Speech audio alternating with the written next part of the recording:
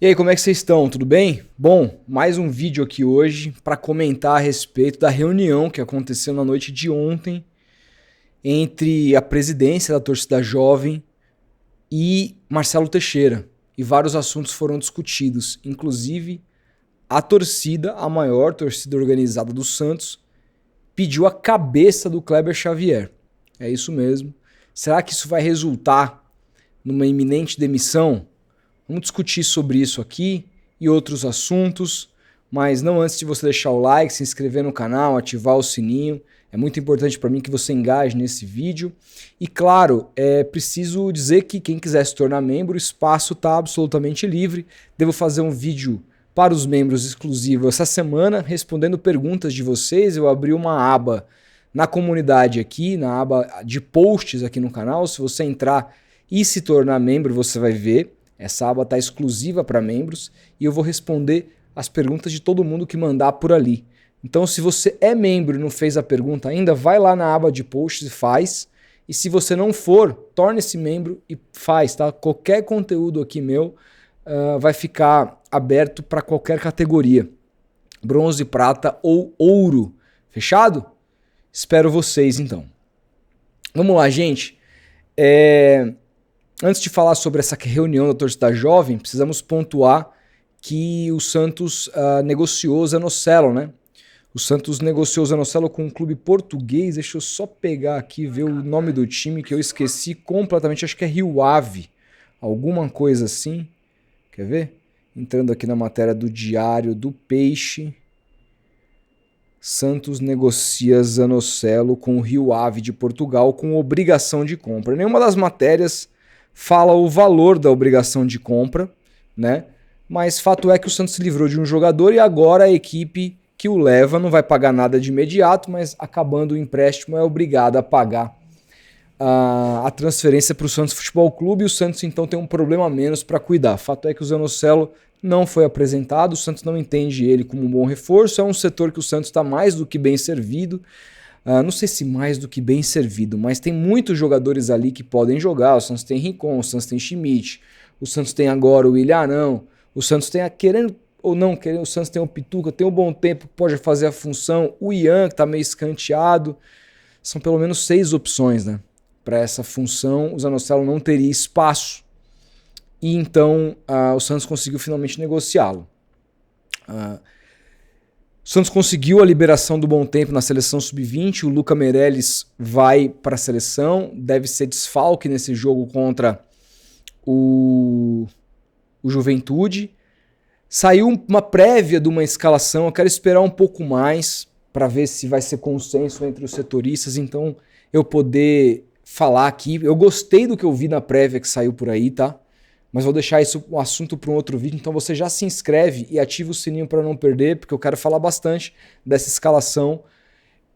Fico um pouco chateado do esquema não ter sido alterado, mas dentro do esquema do Kleber, impressionante, cara, como ele tem medo de alterar esse esquema. Eu acho que é a melhor composição que ele pode fazer. Tô muito ansioso, inclusive, para ver esse time em campo contra o Juventude na próxima segunda-feira. Mas enfim, vamos aguardar as mais apurações do setorismo santista para a gente poder comentar aqui. Então hoje o assunto é torcida jovem na sala da presidência, conversando com o Marcelo Teixeira na noite de ontem. Para isso a gente vai aqui ao Instagram, ler o depoimento, ler o comunicado da torcida jovem, que diz o seguinte: senso de realidade para todos no Santos Futebol Clube. Na noite de ontem, diretores da TJ foram até a Vila Belmiro e estiveram na sala da presidência do Santos com Marcelo Teixeira, Fernando Bonavides e mais outros gestores do clube, externando a nossa preocupação eminente pela situação em que o clube se encontra. Sabemos que, no papel, nosso time é um dos que brigaram na parte de cima na tabela. É um dos times que brigariam na parte de cima da tabela. Entretanto, não é o que vemos na prática. Pontuamos sobre o desconforto da nação santista com a situação e alertamos que o momento é sim preocupante, embora o presidente insista em se dizer tranquilo com a recuperação do time. Duas coisas aqui, tá? Se você não acha que o Santos tem um elenco que, em tese, brigaria na parte de cima da tabela, isso diz ainda mais sobre a incompetência na hora de montar um elenco, porque o Santos, no primeiro trimestre, no balancete que publicou oficialmente, mostra que a folha de pagamento do Santos hoje é da casa de 35 milhões. É claro que contava, nesse momento com aquele salário gigantesco do Neymar, que era de 21 milha e tudo mais. Mas assim, é o que a gente tem de mais recente com relação à publicação financeira do Santos. Essa folha de 35 milhões, segundo o Giovanni Martinelli, fica atrás só do Flamengo. Seria a segunda maior folha do futebol brasileiro, acima do Palmeiras. O Santos está trazendo um lateral do Palmeiras que ganhava 300 mil para pagar 3 vezes mais, perto de 1 milhão. Eu acho um ótimo reforço, tomara que jogue bem. Tem um pouco de preocupação de fazer muito tempo que ele não joga numa linha de 4, ter sido adiantado por uma segunda linha, mas acho que ele pode dar conta do recado, pode ser o lateral que a gente tanto espera, que se encaixe no time.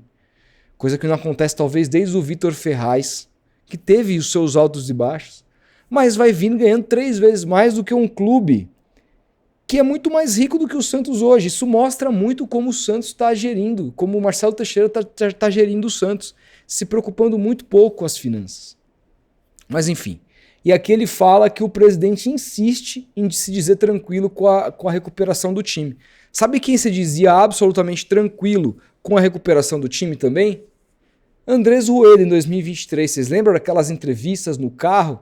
O Santos jamais vai cair, o Santos não vai cair, eu nem quero falar sobre rebaixamento. Imagina, era entrevista antes do campeonato começar, dizendo que o Santos ia brigar na parte de cima, que ia brigar para ser campeão. O Rueda chegou a dar uma entrevista e foi indagado. Não me lembro agora quem foi o repórter, talvez tenha sido o Murilo Tauro, que disse o quê? Eu tenho quase certeza de que foi o Murilo Tauro, ele... Meu amigo aí, me mande mensagem, Murilo, se for eu deixo aqui nos comentários. Mas o Rueda deu essa entrevista antes de 23 começar, dizendo que o Santos brigaria para ser campeão.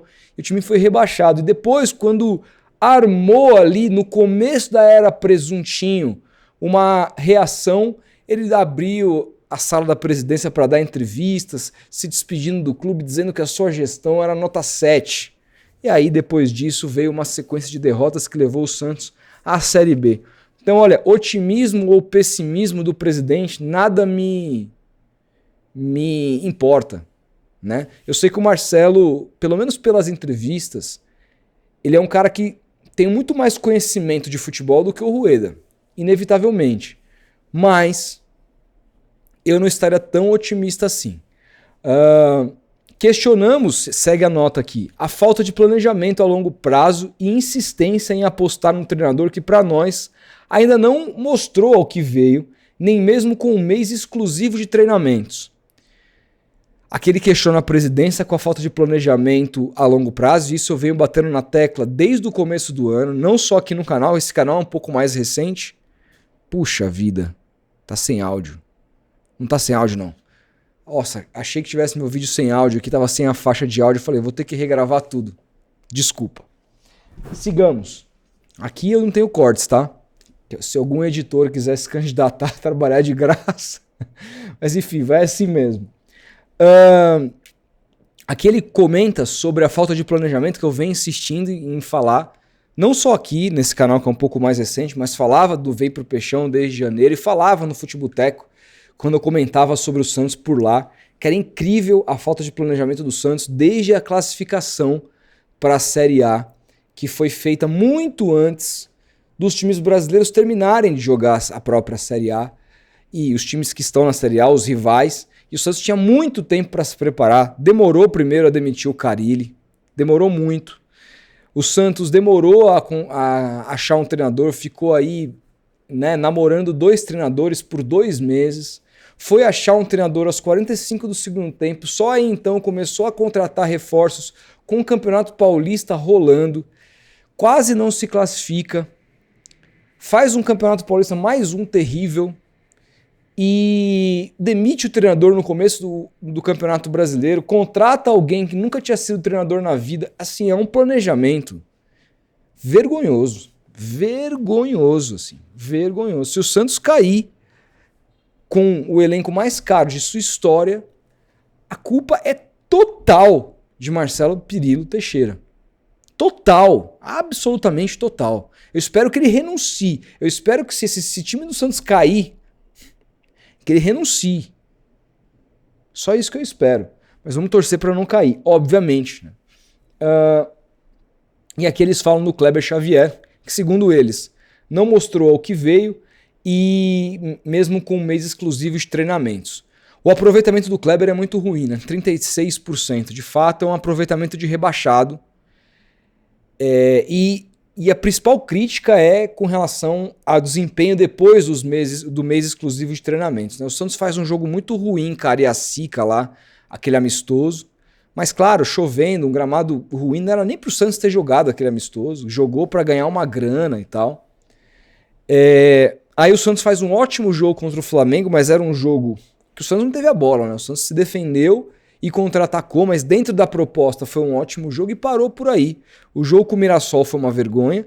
O jogo com o Internacional, o Santos até merecia uma sorte melhor, mas o Santos encontrou e enfrentou muitas dificuldades de criação e a defesa naquele dia foi pavorosa. E o jogo contra o Sport, erros individuais mataram o time, né?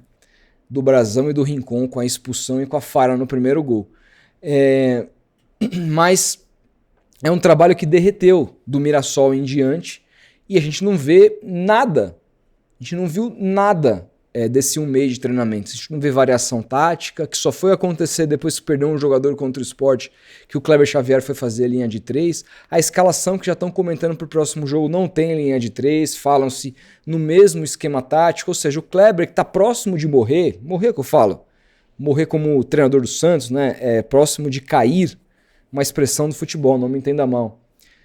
Ele poderia cair atirando, poderia cair tentando algo diferente. Não, vai cair e deve cair, a não ser que o Santos emplaque uma sequência de vitórias com o mesmo de sempre. Isso eu acho muito triste. Não tem coisa pior para mim do que ver um treinador que não arrisca. E a torcida tem razão em dizer aqui, porque com esse aproveitamento e com esse desempenho pós-parada, cai nas costas do Kleber. Eu acho que tem muito mais problemas no Santos enquanto gestão, enquanto uma série de questões que acontecem ali no vestiário, que a gente ouve falar, mas é difícil comprovar, então não costumo trazer aqui. O Kleber, ele é apenas uma peça da engrenagem ali que está dando errado, mas não me parece o cara, nesse caos, o cara certo para recuperar. Espero estar enganado, porque eu gosto dele muito como pessoa. E a nota segue falando justamente isso, respeitamos a pessoa Kleber Xavier. Entretanto, como treinador do Santos é necessário muito mais do que lampejos apresentados ou uma eventual vitória na segunda, ou seja, os caras querem a cabeça dele mesmo com uma vitória na segunda-feira. O Santos precisa de consistência técnica e de resultados imediatamente. A torcida não tá nem aí pro jogo contra o Juventude com relação a ganhou, fica, perdeu, sai. Os caras querem que ele saia de qualquer jeito.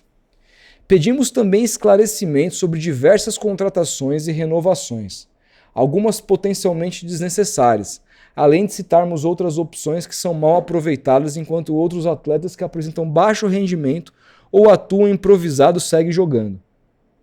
Aqui eles conversaram com a diretoria sobre o time, né?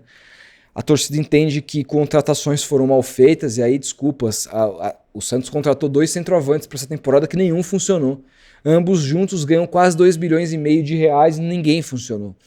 Né? O David Washington, gente, eu teria contratado também, tinha uma puta expectativa e falharia miseravelmente. O Tiquinho eu sempre falei que eu jamais contrataria e a gente tá vendo no que deu aí. 1,5 milhão por mês, fora a contratação que é de 3 milhões de euros. Inacreditável. Que o Santos deixa de receber da negociação do Jair. E outras tantas, né, que o Santos fez, contratações que não deram certo. E aqui eles dizem que, além de citarmos sobre opções que são mal aproveitadas, enquanto outros atletas que apresentam baixo rendimento ou atuam improvisados seguem jogando. Me parece que eles estejam falando de quem atua improvisado aqui. O único que estava atuando improvisado era o Escobar, que já foi tirado do último jogo. Não tem ninguém atuando improvisado. Talvez o Roleiser como ponta direita, mas ele já fez essa função no Estudiantes. Não chega a ser uma improvisação, embora ele não jogue nada ali, ele jogue por dentro. Enfim, a torcida partiu para cima, vamos ver o tamanho do peso, né? Porque se o Marcelo Teixeira, segundo a informação do Giovanni Martinelli, tá regado e manteve o Kleber Xavier por opinião de um Aspone, não, ele não disse isso, de um assessor especial da presidência, sabe lá quem, uma pessoa que não tem cargo, Aspone é por minha conta, eu não sei quem é. Mas se ele está angariado na opinião de um assessor, para sermos um pouco mais educados aqui, será que a opinião da torcida, da maior torcida organizadora do Santos, vai mudar a cabeça do Marcelo Teixeira? Eu já falei aqui, em caso de não vitória, não falo nem de derrota, mas em caso de não vitória contra o Juventude no Morumbi, o Kleber está na rua, terça-feira vai ser anunciada a demissão dele, até porque a multa é baixa e vai ficar insustentável. Já teve pressão de torcida, já teve reunião com a torcida, que não quer nem saber desse jogo, já tá pedindo a cabeça. A torcida do Santos na internet já tá toda unida contra o Kleber Xavier praticamente. Existem poucas exceções. Se não vencer o Juventude vai ficar difícil sustentar. E outra, digo mais, se vencer o Juventude de qualquer jeito, jogando mal, não cravo a permanência do Kleber também. Não cravo a permanência do Kleber também. Ele precisa jogar, o Santos precisa ganhar jogando bem, para que ele tenha um pouco mais de sobrevida até o próximo jogo. Até o próximo jogo. Ele precisa, para mim, para se livrar de uma demissão, emplacar aí umas 2, 3 vitórias seguidas com o Santos jogando bem. Ele vai conseguir isso? Pode conseguir, desde que tenha coragem. Pela escalação que eu vi, eu achei ela interessante dentro desse esquema, a gente vai comentar aqui num próximo vídeo, mas não achei ela nada corajosa do ponto de vista tático. Os clubes, os outros times que enfrentam o Santos, sabem como enfrentar o Santos. Pode mudar uma característica ou outra, se o Neymar vira falso 9, ou se ele joga de meia, se o Roleiser joga por dentro ou se joga aberto, se o Bom Tempo joga seja de volante ou seja aberto, quem vai ser o lateral, o Mike a princípio deve estrear, estava com ritmo de jogo, na esquerda vai manter o Souza e o Escobar sai do time, quem vai ser a dupla de volante, o Zé Rafael volta, não volta, fica no banco, é Schmidt mais um, quem que vai jogar? Muda as características, mas todo mundo sabe como o Santos ataca e como o Santos se defende. O Santos defende com 2 linhas de 4 e o Santos ataca num 4-3-3, com o centroavante ali, seja ele mais móvel caso seja o Neymar, seja ele mais fixo, Tiquinho Soares, David Washington. No fim do dia são os 2 pontinhas, o meia que vem de trás e a defesa. Cara, taticamente você tem várias maneiras de brecar isso. Várias maneiras. Então o Santos podia ter outros esquemas para surpreender. O Crespo chegou no São Paulo fazendo 3 zagueiros, o time do São Paulo voou, cara. Acabou com pontinha. Ano passado o Ramon Dias chegou no Corinthians na zona do rebaixamento, acabou com porra de pontinha, meteu um losango no meio campo e potencializou Garro e Yuri Alberto Depay lá na frente e venceu 9 seguidas, saiu da zona do rebaixamento e se classificou para a Libertadores no segundo turno. Tava ainda mais tarde do que está agora. Mas o Kleber me parece que não vai abandonar esse esquema de pontinhas infernais, cara, que eu não aguento mais o Santos jogando com ponta. Não aguento mais esse esquema. Todo técnico que passa joga assim. Caixinha jogava assim. O Presunto jogava assim. O Paulo Turra jogava assim. O Aguirre jogou assim. Quem mais? O Carille jogava assim. Todo mundo fala um técnico que acabou com ponta no Santos, que jogou com 2 atacantes, ou com um outro esquema, com uma linha de 3. Linha de 3 zagueiros, o Presunto até fez em algum momento ali em 2023 na Série B, abandonou quando o Santos tomou o 7-1 do Internacional naquele placar Vladimir, e nunca mais. O Carille salvou o Santos do rebaixamento em 21 jogando assim, com 3 zagueiros. Não fez isso nenhuma vez ano passado. Nenhuma vez. E quando questionado disse que não ia fazer mesmo. Tá na hora, eu não aguento mais de ver esse mesmo esquema. Pode até jogar assim, mas não todo jogo. O Santos tem que ter aí uns 2, 3 esquemas diferentes para poder ser imprevisível para o adversário. O treinador pensa, pô, caramba, como que o Santos vem em campo aqui?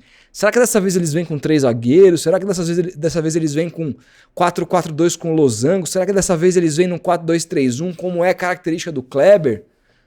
Mexe um pouquinho com a cabeça, é jogo de xadrez, mas o Kleber me parece que vai pro tudo ou nada nesse jogo, atuando no mesmo esquema. E assim que sair oficialmente a escalação, ou não oficialmente, né, com a apuração dos setoristas, a gente comenta ela por aqui. Tô de olho. E é isso, não se esqueçam de comentar lá no post na comunidade, você que é membro.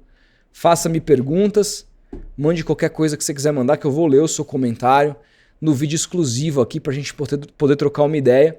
E vou abrir um post agora fazendo uma enquete de que dia e que hora vocês querem que eu faça live semanal, fazer toda semana uma live exclusiva só para membros aqui. Só os membros terão acesso. A gente vai conversar sobre Santos Futebol Clube toda semana. Prometido tem que ser cumprido. Fechado? Então é isso. Um grande abraço e a gente vai se falando até o próximo vídeo.